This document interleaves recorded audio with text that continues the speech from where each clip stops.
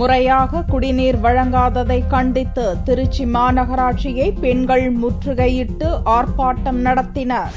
திருச்சியில் 51, 52 மற்றும் 56 உட்பட பல்வேறு வார்டுகளில் கடந்த 2 வாரங்களாக மாநகராட்சி நிர்வாகம் முறையாக குடிநீர் வழங்கவில்லை. இதுகுறித்து மாநகராட்சி மேயர் மற்றும் கவுன்சிலரிடம் அப்பகுதி மக்கள் புகார் தெரிவித்தும் எவ்வித நடவடிக்கையும் எடுக்கப்படவில்லை. இதனால் அதிருப்தி அடைந்த உறையூர் பகுதி பெண்கள் கோட்ட மாநகராட்சி அலுவலகத்தை முற்றுகையிட்டனர். அப்போது அங்கு வந்த செயற்பொறியாளர் சந்திரனை பெண்கள் சூழ்ந்து கொண்டு சரமாரியாக கேள்விகளை எழுப்பினர்.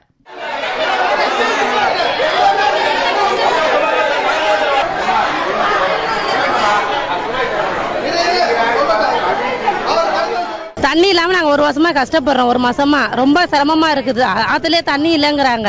வர தண்ணி எல்லாம் வெறும் கலங்களா வருது. அதை குடிச்சு எங்களுக்கு வயிற்றாலையும் வாந்தியும் தான் போகுது.